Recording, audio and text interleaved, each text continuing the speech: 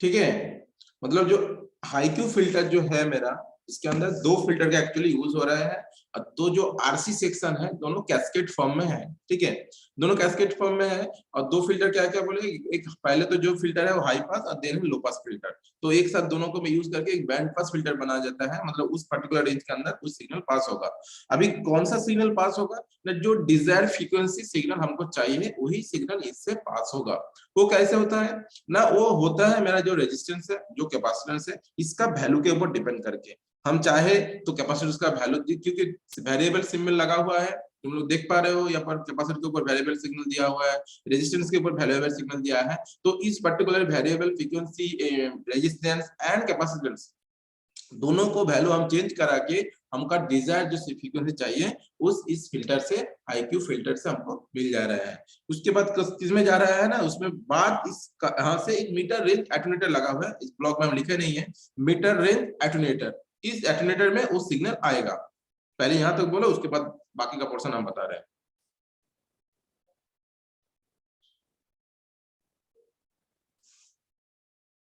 Sir second block में आपने क्या लिखा है सर, ड्राइव एम्पलीफायर? सेकंड में हाँ, ड्राइव एम्पलीफायर, मतलब जो सिग्नल हमको आ रहा है उसको जस्ट एम्पलीफाई करना होगा तो हम लोग एम्पलीफाई करेंगे, अदरवाइज इसको नॉर्मल से ही इसको फिल्टर में भेज देंगे एज पर और रिक्वायर्ड रहेगा। तो ड्राइव एम्पलीफायर से या सिग्नल को एम्पलीफाई करके भेजना है, बस। सेकंड ब्लॉक हम इसको एक मिनट से ठीक से दिखा रहे हो,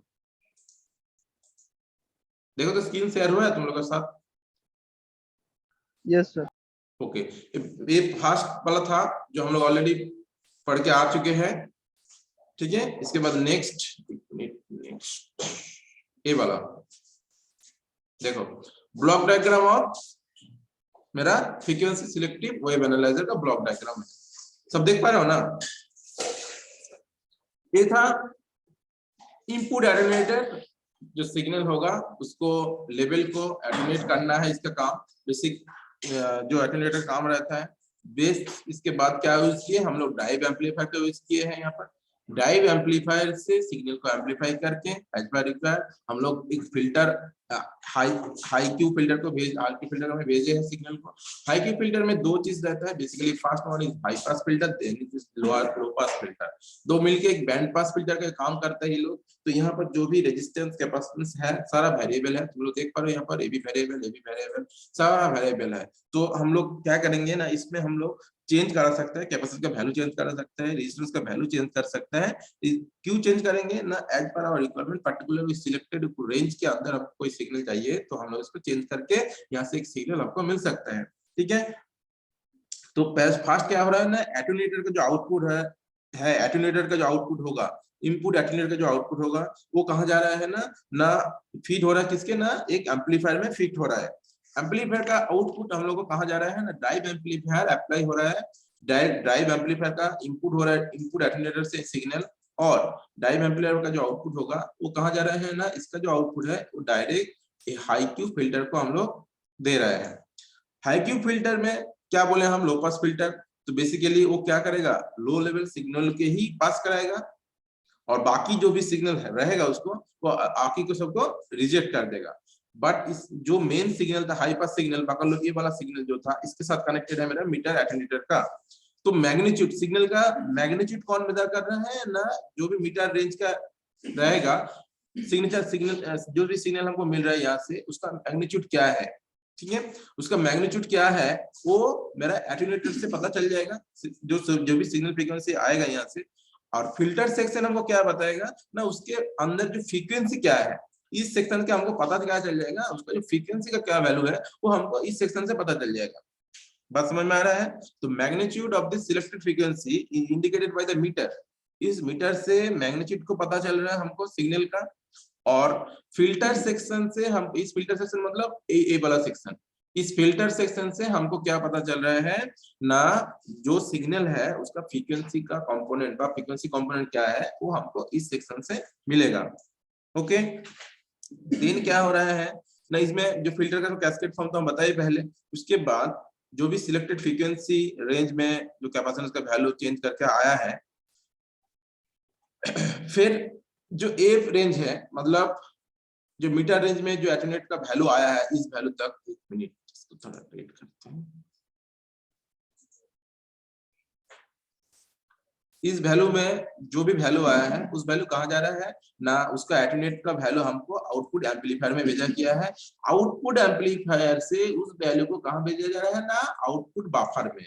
आउटपुट बफर बेसिकली क्या है ना, इट जस्ट जो भी हम लोग का डिस्प्ले है, रिकॉर्डिंग डिवाइस है, डिस्प्ले डिवाइस है, उस डिवाइस में उस वैल्यू को सेंड करने के बाद हम लोग को देखने के लिए, उस डिवाइस को ऑपरेट करने के लिए the main function of buffer amplifier, the main function of buffer amplifier is to drive the output device। Output device मतलब मेरा जो भी रिकॉर्डिंग डिवाइस रहेगा, यहाँ पर ऑक्सिलरी जो आउटपुट है सेकेंडरी डिवाइस है, इसका हम बोल रहे हैं रिकॉर्डिंग डिवाइस जो भी होगा, जो भी डिस्प्ले डिवाइस होगा, इलेक्ट्रॉनिक्स जो भी काउंटर होगा, उसमें दिखाने के लिए, इसको ड्राइव कराने के लिए आउटपुट बफर का यूज किया गया है। ओके, और यहाँ पर मीटर एम्पलीफायर एंड डिटेक्टर का यूज किया गया है। किस लिए ना, मीटर एम्पलीफायर और डिटेक्टर का बेसिक यूज है जस्ट उस वैल्यू का जो भी वैल्यू आ रहा है उसको देखने के लिए। यहाँ पर डायल आउटपुट मीटर व वोल्टमीटर रेंज का एक डीवीएम लगा हुआ है। तो बेसिकली यहाँ पर पहले यूज होता था, मतलब इसमें हम लोग का जो भी पीएमसी बोल सकते हैं हम लोग, उस टाइप से डीवीएम व वोल्ट रेंज मीटर का मीटर यहाँ पर यूज कर सकते हैं उसका जस्ट रेंज को देखने के लिए।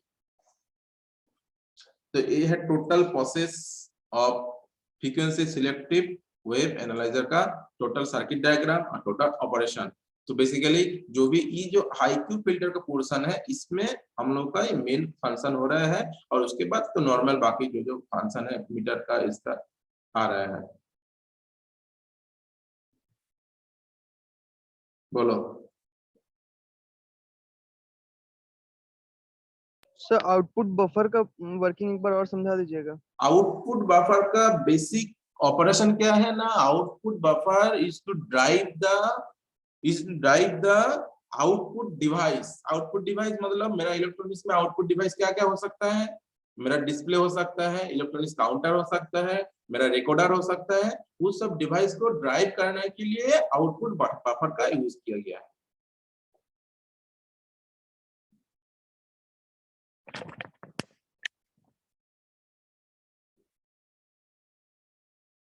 ठीक है, यस सर। क्या दीपक? Yes sir.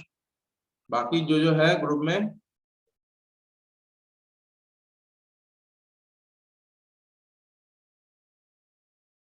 तुम फोकस है?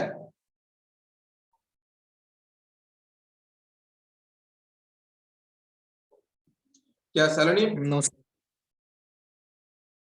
सलोनी आज संदीप और राहुल समझ में आया ना कि नहीं आया?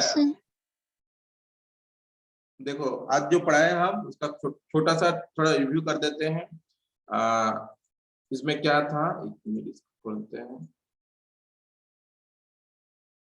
ये था वेव एनालाइजर का बेसिक डायग्राम।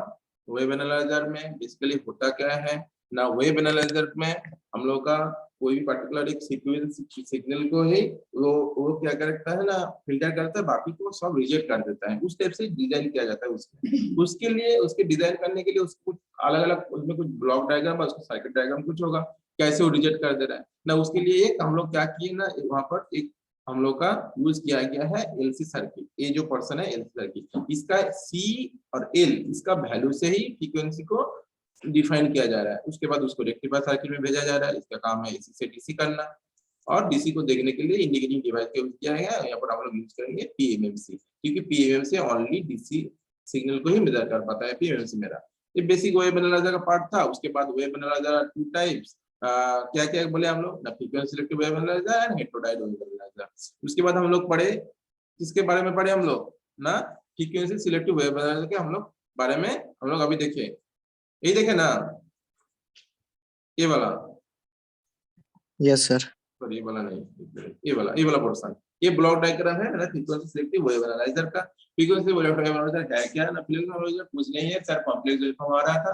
फिर ये इनपुट एटेन्यूएटर का यूज किया हम लोग। इनपुट एटेन्यूएटर से हम लोग क्या किए ना, हम लोग इनपुट एटेन्यूएटर से सिग्नल का जो भी लेवल होगा उसको एटेन्यूएट करना है। हाई रहेगा तो एक मेजरेबल रेंज के अंदर लेके आएगा, उसको एम्पलीट्यूड को एक मेजरेबल रेंज में लेके आएगा एटेन्यूएटर। उसके बाद उस सिग्नल को ड्राइव एम्पलीफायर से भेजा जा रहा है।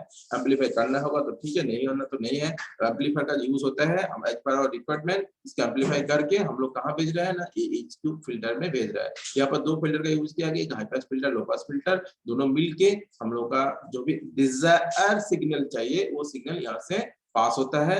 फिर वो सिग्नल कहाँ आ जा रहा है ना, मीटर रेंज एटेन्यूएटर में। एटेन्यूएटर के बाद वो सिग्नल एम्पलीफाई होके कहाँ जा रहा है ना, आउटपुट बफर में। आउटपुट का काम क्या है ना, मेरा जो डिवाइस है, जो आउटपुट डिवाइस है, जो भी रिकॉर्डर हो सकता है, डिस्प्ले हो सकता है, उसको ड्राइव करने के लिए आउटपुट बफर से भेजा जा रहा है। और इसका सिग्नल जो इस पॉइंट पे जो आ रहा है, उस सिग्नल क्या है, उसका वैल्यू क्या है, उसको देखने के लिए मीटर एम्पलीफायर वैलिडेटर का यूज किया गया इस क्वेश्चन में। बस और कुछ नहीं है। सारा ब्लॉक के बारे में थोड़ा सा करके लिख देना है तो हो जाएगा तुम्हारा काम खत्म। इसका है फ्रीक्वेंसी सिलेक्टिव वेव एनालाइजर के बारे में। Wave analyser frequency selective wave analyser basically AF में काम करता है, और हेटेरोडाइन जो वेव एनालाइजर होगा वो बेसिकली काम करता है रेडियो फ्रीक्वेंसी में। इसका फ्रीक्वेंसी रेंज क्या है, 20 हर्ट्ज से 20 किलोहर्ट्ज। इसका रेंज क्या बोलोगे RF का, 20 किलोहर्ट्ज से 18 मेगाहर्ट्ज। ओके, तो जो हम लोग नेक्स्ट पढ़ेंगे हेटेरोडाइन। हेटेरोडाइन का कॉन्सेप्ट क्यों आया है ना, हाई फ्रीक्वेंसी को मेजर करने के लिए, देखने के लिए हम लोग को फ्रीक्वेंसी सिलेक्टिव वेव एनालाइजर नहीं होगा, इसलिए हम लोग यूज करेंगे heterodyne wave analyser. Next topic में हम लोग हेटेरोडाइन वेव एनालाइजर के बारे में पढ़ेंगे। ओके,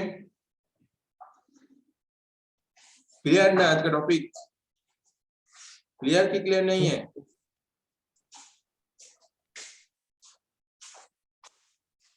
बोलो। Yes sir. ठीक है ना? क्या ऋषभ, राहुल, सलोनी और संदीप? हाँ सर, क्लियर है सर। ओके, थोड़ा हम नोट्स दे दे रहे हैं, थोड़ा पढ़ लो, और हम जो बोले हैं उसको थोड़ा याद रखो, उसी में हो जाएगा, उतना टफ नहीं है सब। ठीक है, ओके, क्लास को एंड करते हैं हम। नोट्स बना रहे हो ना कॉपी में तुम लोग? जहां से क्लास सर एंड कॉपी तो हुआ हॉस्टल में ही है ऑफलाइन, सर। उसके बाद से नोट बन रहा है ना कॉपी में घर में? कॉलेज तो खुल जाएगा 1-2 सप्ताह के अंदर। नोट्स चेक, कॉलेज खुलने के बाद ही चेक करेंगे नोट्स पूरा। 1-2 सप्ताह में खुल जाएगा sir. May be first week of February, may be. Saraswati puja से पहले? नहीं, सरस्वती पूजा पूजा के बाद ही शायद खुलेगा, पूजा के पहले शायद नहीं पहले? खुलेगा, शायद, पता नहीं, हो भी सकता है, खुल भी सकता है। ठीक है, यस सर। ओके, हम लोग क्लास को एंड कर रहे हैं। चलो, सबको थैंक यू।